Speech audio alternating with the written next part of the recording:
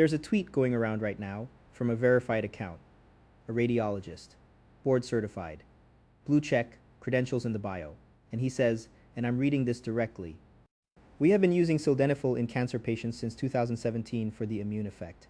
It shuts down myeloid-derived suppressor cells, which are the immune cells a tumor recruits to protect itself. Take those away and T cells get access to the tumor.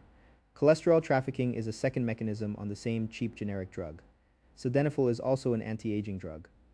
Cancer and aging run on the same failing immune system. Pulse it and you get the immune benefit. Cheap, off-patent, and available to almost any patient who needs it." Sildenafil, that's Viagra. And if you're scrolling past this at 11 at night, it hits you in a very specific spot. A cheap, generic, off-patent pill. Something already in your medicine cabinet or your dad's medicine cabinet. Fighting cancer, fighting aging, available to anyone. And the only reason you haven't heard about it is that nobody makes money telling you. It feels like being let in on a secret. It feels like the truth that the system doesn't want you to have. I want you to hold on to that feeling. That exact feeling, because by the end of this video, I'm going to show you that the feeling itself is the product. It was manufactured, and the machine that manufactured it is the same machine that has been lying to you about drugs for 30 years. It's just that this time, it's running in reverse. Because here's the thing, nobody in that thread will tell you. That tweet is pointing at a real study, a real paper, in a real journal, from a real institute with 50 authors. And that study, when you actually open it and read all 56 pages, is one of the most quietly damning documents I have ever taken apart. Not because the scientists are stupid, they're not, but because of what has to be done to a study like this by everyone downstream of it to turn it into the words, "cheap generic drug cures cancer." So let's do the thing almost nobody who shared that tweet did. Let's read the paper. What they actually claim. The paper is titled "PDE5A Inhibition Restricts Cancer Metastasis by Disrupting NPC1-Mediated Cholesterol Trafficking Through a Non-Canonical CGMP-Dependent Pathway." Sit with that title, because the title is going to lie to you 3 separate times, and I'm going to prove each one. Here's the story they're selling, and I'm going to give it to you the way they'd want it told, because you can't demolish an argument you won't state fairly. Sildenafil blocks an enzyme called PDE5. When you block PDE5, a molecule called CGMP builds up inside the cell. The paper claims that this CGMP does something nobody knew it did. It drifts over to a protein called NPC1, which is a little pump that moves cholesterol out of the cell's lysosomes. CGMP jams that pump. Cholesterol gets trapped in the lysosome.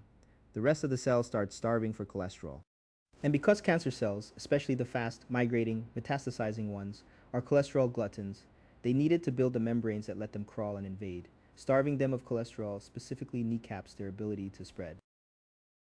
Then they add a twist. When the cell notices it's short on cholesterol, it turns on a backup factory, a transcription factor called SREBP2, and starts making cholesterol from scratch. So they say hit that backup factory with a statin, which blocks cholesterol synthesis, and now you've got the cancer cell in a vice. Sildenafil locks the existing cholesterol away, the statin stops it from making more. 2 cheap generic drugs, 1 trapped tumor. And then the finale. They go to a giant Israeli health records database, 20 years of data, 5 million people, and they say, look, cancer patients who took Viagra lived longer, and the ones who took Viagra and a statin lived longer still. Bench to bedside. Mechanism to miracle. Cheap, off-patent, available to almost any patient who needs it. It's a beautiful story. It has a villain, a mechanism, a synergy, and a happy ending with real human beings living longer. It is exactly the kind of story that gets 50,000 retweets. Now, let me take the floor out from under it. Flaw 1, the sledgehammer. Every single cell experiment in this paper, the ones that establish the entire mechanism, the cholesterol trapping, the membrane disruption, the migration effect, was done by dumping 100 micromolar sildenafil onto the cells. 100 micromolar. Remember that number, because you need to know what a human being actually has floating in their blood when they take Viagra. You take a standard 100 milligram Viagra tablet, the big dose, and your peak plasma concentration tops out at around 440 nanograms per milliliter. Convert that to the same units the lab used, and it's about 9/10 of 1 micromolar. Not 100, 0.9. And it gets worse, because sildenafil is about 96% bound to the proteins in your blood. Bound drug is handcuffed drug. It can't get into cells and do anything. The fraction that's actually free, actually available to act on the cell, is closer to 4/100 of a micromolar, 0.04. So let me put the lab dose next to the human dose.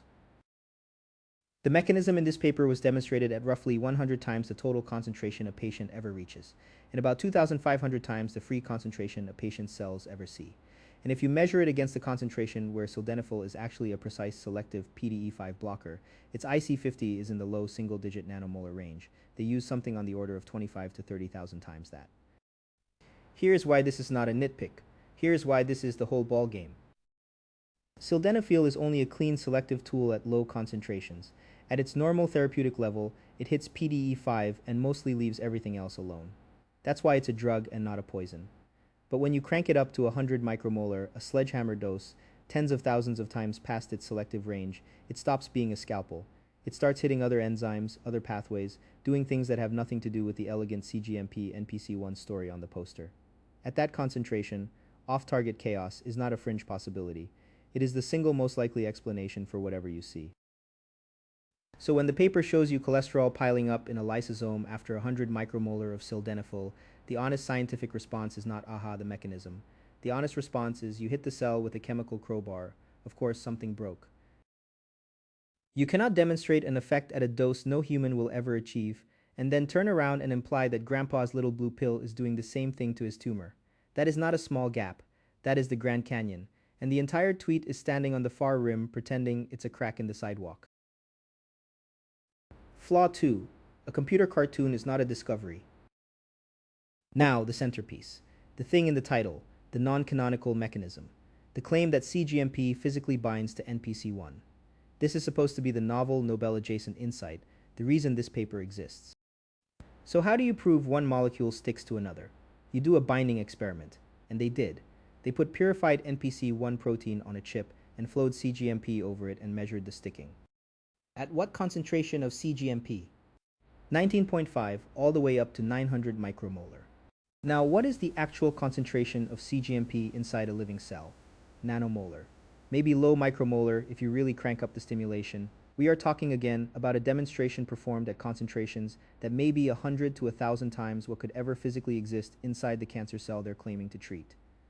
So the title-defining interaction, the whole reason the paper gets to use the word novel, was shown under conditions that may never occur inside a real cell in a real person for even a nanosecond. And their answer to this is molecular docking and molecular dynamics, computer simulations. They ran a simulation showing that a CGMP molecule could fit into the pocket on NPC1. Let me be very clear about what a docking simulation is, because this is where a lot of people get hypnotized by the pretty spinning protein animation. A docking simulation showing that molecule A can fit into pocket B is not evidence that it does. It is evidence that it's geometrically possible. I can build you a computer model showing a key fits a lock. That tells you nothing about whether that key is ever in that room, in that hand, at that door. The simulation is a hypothesis with good production values. It is the storyboard, not the footage.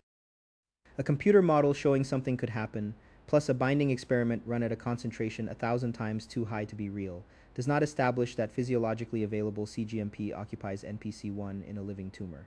It establishes that if you flood a chip with CGMP, some of it sticks, and that a computer thinks that's plausible. That's the second lie in the title. Non-canonical CGMP-dependent pathway, presented as fact, resting on concentrations from a different universe than the one your cells live in. Flaw 3. The mice aren't the patients, and the timing gives it away.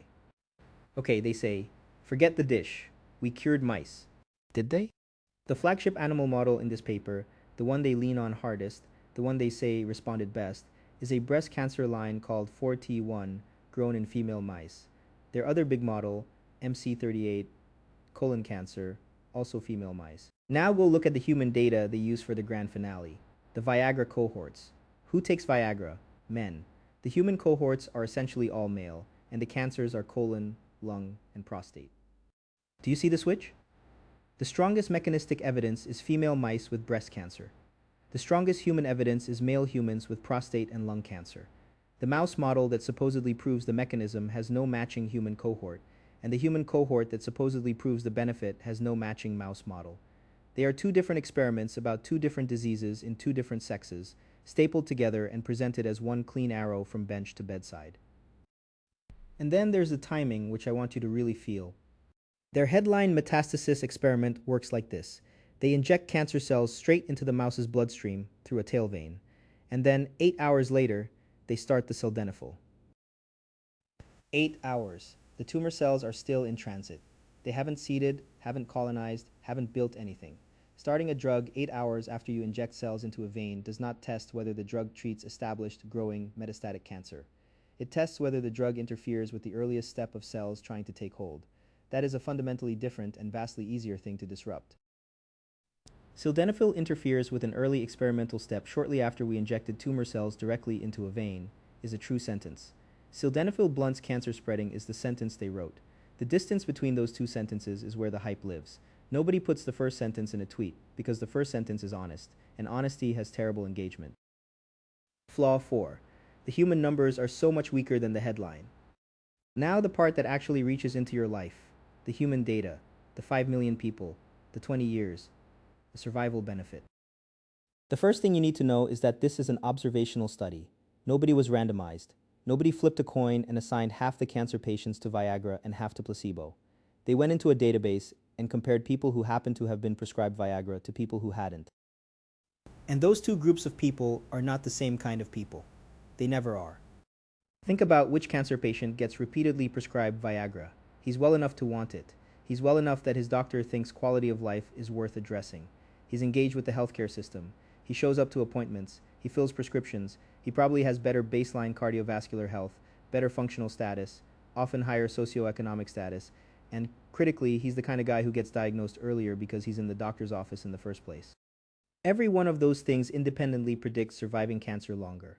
None of them have anything to do with the drug. This is called healthy user bias, and it is the oldest trap in observational epidemiology, and it eats studies like this for breakfast.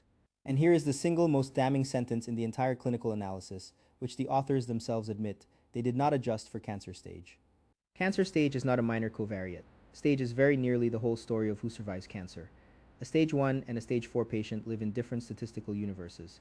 If the men getting repeat Viagra prescriptions were being caught at earlier stages because they're in the clinic more, that fact alone, all by itself, could manufacture the entire survival difference. No mechanism required, no CGMP required, no cholesterol required, just healthier, more monitored men getting diagnosed sooner. So how big is this benefit that survived all that confounding? Let's actually look at the numbers, because they are so much smaller than the headline. Any sildenafil use versus no use? The hazard ratio was 0.92, with a confidence interval from 0.77 to 1.09. That interval crosses 1. In plain English, not statistically significant. Taking Viagra at all versus not showed no significant survival benefit. The only sildenafil result that crossed the significance line was the group that got at least 3 prescriptions, and it barely limped across. Hazard ratio 0.74, confidence interval 0.55 to 0.99. The top end of that interval is 0.99. It is 1/100th of a point away from meaning nothing. That is the entire empirical foundation for cheap generic drug fights cancer. One borderline subgroup in one observational database, riddled with healthy user bias, with no adjustment for the single most important prognostic factor in all of oncology, in an analysis that ran dozens of comparisons across multiple cancers and multiple drugs and multiple dose categories, which is exactly the setup where a few borderline significant results show up by chance alone. And they call it dose dependent, because more prescriptions tracked with more benefit. But think about what more prescriptions actually measures. To get 3+ Viagra prescriptions, you have to live long enough to fill them. You have to stay healthy enough to want them. You have to keep coming back to the system. Number of Viagra prescriptions isn't a dose. It's a measure of how not sick you were to begin with. The dose response they're selling you as proof of a drug effect is, just as easily, a portrait of survivorship. The healthy live longer and, along the way, refill more prescriptions. The arrow may point exactly backwards. The statin synergy? Same disease. An observed association among the specific subset of people who happen to be on both drugs is not proof that the two drugs are teaming up inside a human tumor. People on both drugs are different from people on one, who are different from people on none, in 100 ways nobody measured. Flaw 5. The statistics were built to look more certain than they are. I want to go back into the lab for a second, because even the bench science has its thumb on the scale, and you deserve to see how. Buried in the methods is this line about how they calculated the statistics for their protein experiments, their Western blots. They calculated the p-values between technical replicates. Here's what that means.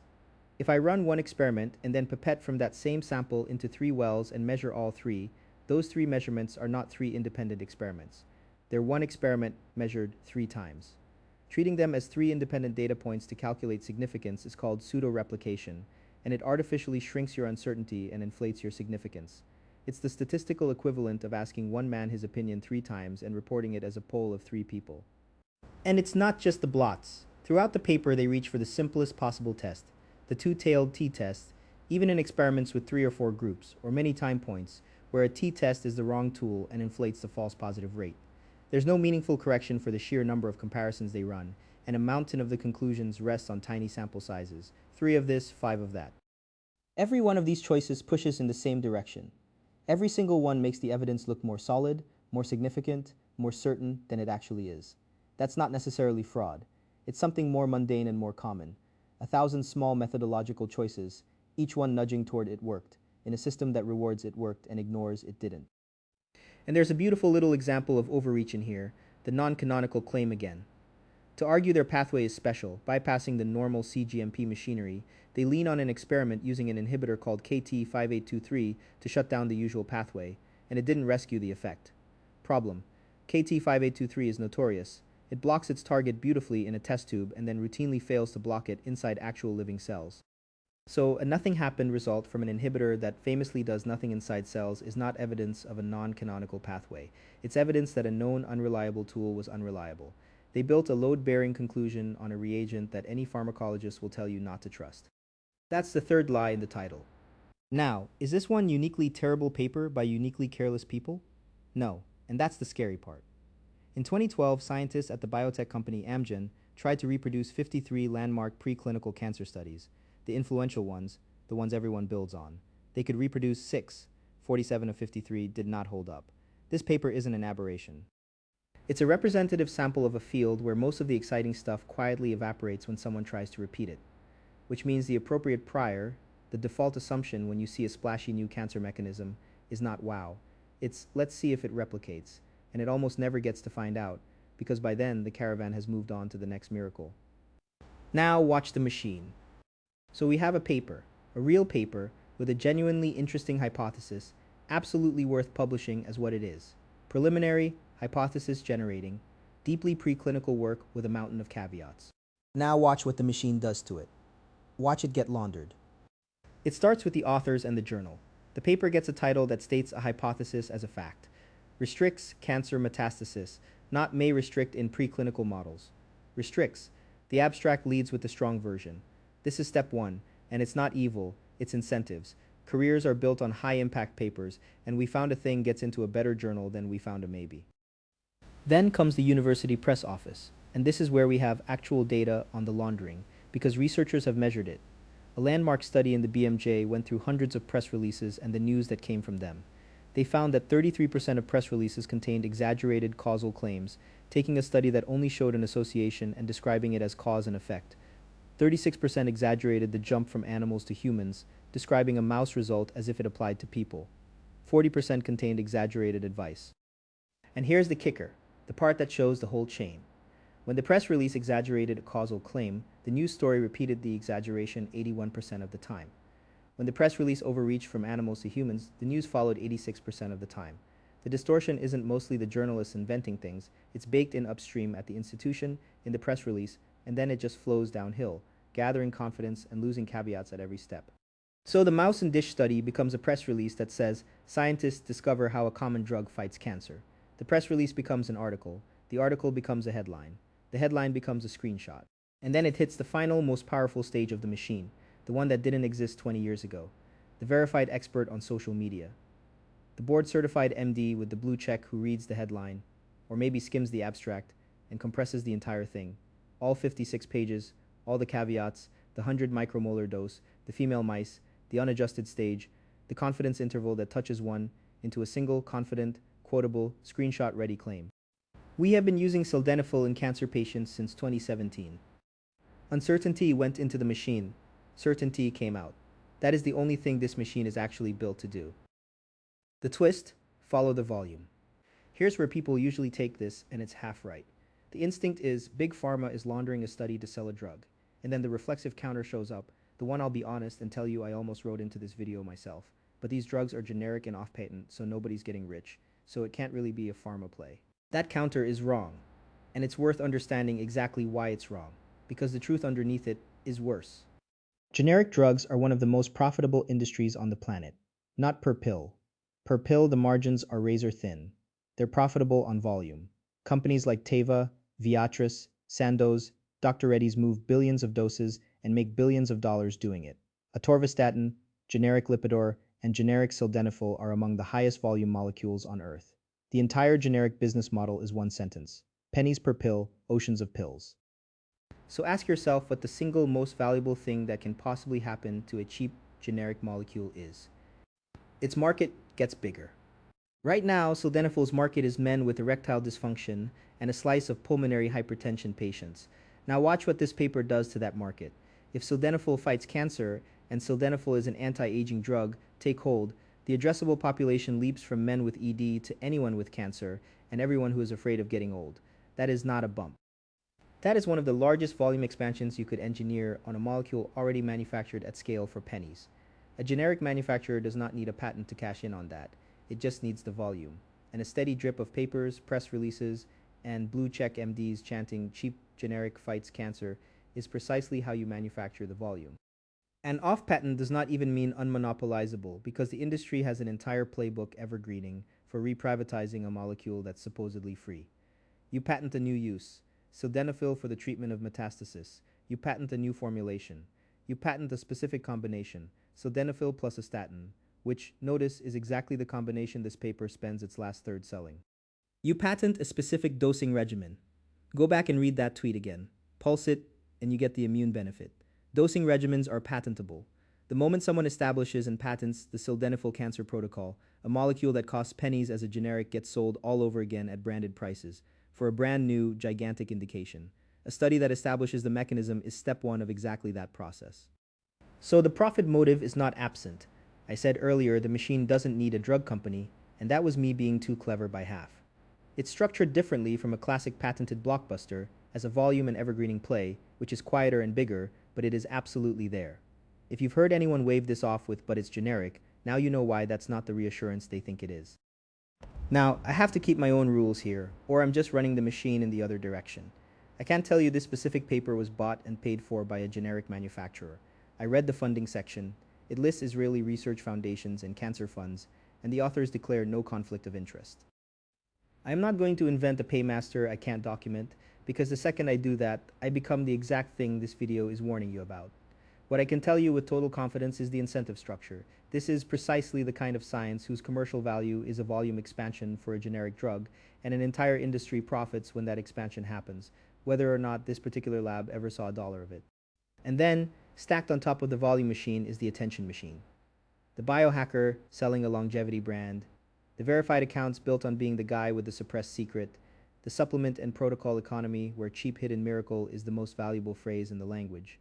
These people may not be on any drug company's payroll at all, and it doesn't matter, because they're doing the volume expansion marketing for free. The same claim that moves pills also moves memberships, courses, and the intoxicating feeling of being smarter than your doctor. That's what should actually terrify you. Not one paymaster pulling strings, but two machines, the industrial one and the attention one, aimed in the same direction by nothing more than aligned self-interest. The scientist needs the high-impact paper. The institution needs the press hit. The manufacturer needs the volume. The journalist needs the traffic. The influencer needs the engagement. Nobody has to hold a meeting. Nobody has to intend to deceive you. Each layer optimizes its own incentive, and the sum is a lie with your name on it, landing in your feed at 11 at night, feeling like liberation. The machine does not care whether the product is a patented blockbuster or a generic miracle. Yesterday it oversold you the blockbuster at branded prices. Today it oversells you the generic by the billion pill truckload and calls it a suppressed cure.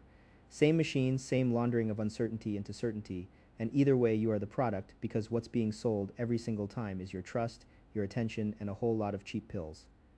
And notice, there usually is a kernel. There almost always is.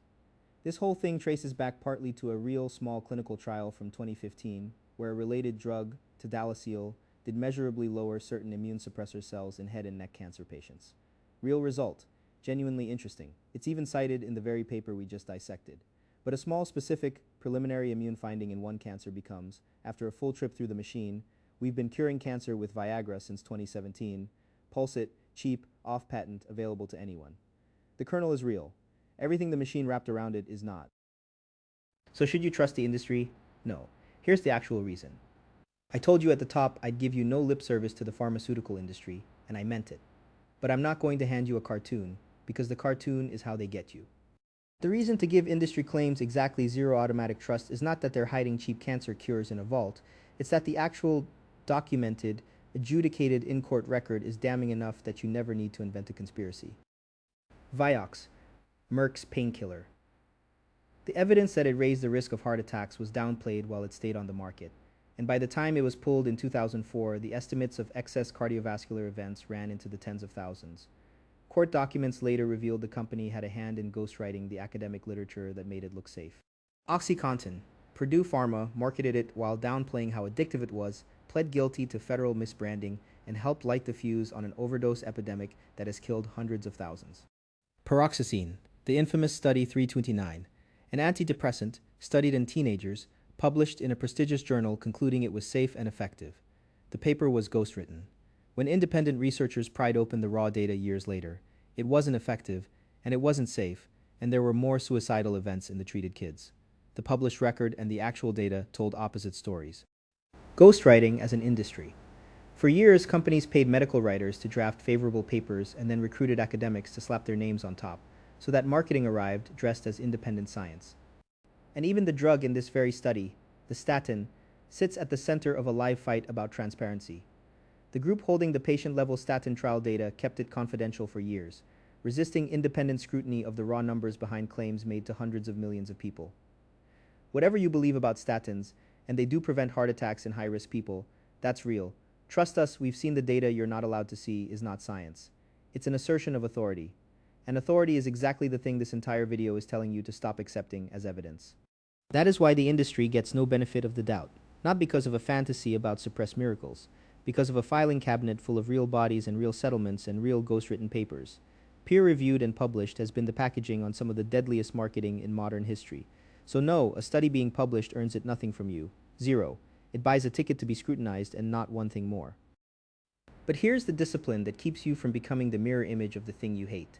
You apply that same zero trust to the guy selling you the generic miracle, to the biohacker, to the blue check MD. To me, distrust of pharma is not a license to believe the opposite of whatever pharma says. That just makes you steerable in a different direction.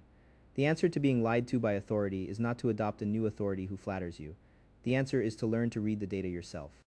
So let me actually teach you that. So this video is worth more than the outrage. How to never get played again. Here's the toolkit. This is what we just did to that paper, generalized, so you can do it to the next one, and there will always be a next one. 1. Dose versus reality. Anytime a lab study makes a claim about a drug or a compound or a nutrient, ask what concentration they used and compare it to what a human body actually reaches. If they used 100 times more, as this paper did, the effect may be pure artifact. This one question kills more miracle molecule stories than any other. It's why compound in red wine extends lifespan studies are nonsense at the doses you'd get from drinking. You'd have to drink hundreds of glasses. Dose is everything. Ask it first. 2. Correlation versus causation, and specifically ask the magic question, who chose? In any study where people weren't randomized, where they just observed who happened to take the drug, ask what's different about the people who chose it, or were chosen for it. Healthier? Richer? More monitored? Diagnosed earlier? If the two groups differ in ways that independently affect the outcome, the association can be a mirage. And then ask the follow-up that gutted this paper, what did they fail to adjust for? Here it was cancer stage, the single most important factor. What they leave out tells you more than what they put in. 3. Relative versus absolute. When you see a scary or exciting percentage, cuts risk by a third, ask a third of what? A third off a 1 in 1,000 risk is almost nothing. The relative number is designed to sound big. The absolute number is the one that tells you whether it matters to a human being. This is the oldest trick in the drug marketing book, and it works every time because our brains don't do denominators. 4. Animal versus human. A result in a mouse, in a dish, in a simulation is a hypothesis about humans. It is not a finding about humans. The graveyard of medicine is packed with things that cured mice and did nothing for people. When someone shows you a mouse result and talks about your body, they've crossed a line the data doesn't let them cross. 5. N and replication. How many? And has anyone else independently gotten the same thing? Remember, 47 of 53 landmark cancer studies didn't replicate. A single unreplicated study, no matter how exciting, no matter the journal, is a lottery ticket, not a fact. One study found are 3 words that should lower your blood pressure, not raise it. 6. Follow the actual incentive in every direction. Don't just ask, does a drug company benefit? Ask who benefits from you believing this, period. The company, yes, but also the scientist who needs the citation, the university that needs the headline, the outlet that needs the click, the influencer who needs the follow, the wellness brand that needs the sale. Point that question at the person telling you the comforting thing too, especially at the person telling you the comforting thing. 7. And this is the one that protects you from becoming a mark for the other side. Notice how the claim makes you feel. If a piece of health information makes you feel like you're being let in on a suppressed secret, like you're smarter than the sheep, like you finally have the truth they don't want you to have, that is not the feeling of learning. That is the feeling of being sold to. Real science rarely feels like a revelation delivered by a rebel. It usually feels like a slow, boring, heavily caveated maybe. The dopamine hit of the forbidden truth is the exact sensation the machine is engineered to produce. When you feel it, slow down. That feeling is the tell. The cure was never in the study. So let's go back to that tweet. The radiologist, the blue check. Cheap, off-patent, and available to almost any patient who needs it. Pulse it and you get the immune benefit. Now you know what's underneath it. A single, unreplicated paper. A mechanism demonstrated at 100 times any real dose. A binding experiment run at 1,000 times any real concentration. A computer cartoon standing in for a discovery. Female mice standing in for male patients. A drug started 8 hours after injecting cells into a vein, standing in for treating metastatic disease. A survival benefit that wasn't statistically significant until you squinted at one borderline subgroup and ignored the fact that nobody adjusted for what stage the cancer was. Statistics tuned at every branch to look more certain than the biology was. All of it wrapped in a title that lied 3 times, laundered through a press office, a headline, and a blue check, until it arrived in your feed feeling like freedom. The people who shared it aren't necessarily lying to you. Most of them believe it. That's what makes the machine so effective. It runs on sincere people passing along a certainty that was manufactured several steps upstream, each of them adding a little confidence and stripping a little doubt, none of them having read page 31 of the methods. I'm not telling you sildenafil does nothing. It might do something. The hypothesis in that paper is genuinely interesting, and maybe, years from now, a real randomized trial at real doses in real patients will find a real modest effect. That would be great. That's how it's supposed to work. But that trial has not been done, and until it is, the honest word is unknown. And unknown is a word the machine physically cannot say, because unknown doesn't sell longevity memberships and it doesn't get retweeted.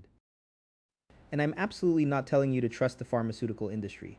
I'm telling you the opposite, harder thing. Trust the data, not the source. Not the company, not the journal, not the blue check, not the biohacker, not me. The whole apparatus, all of it, has been optimized for something other than the truth, and the only defense that actually works is the one nobody can sell you.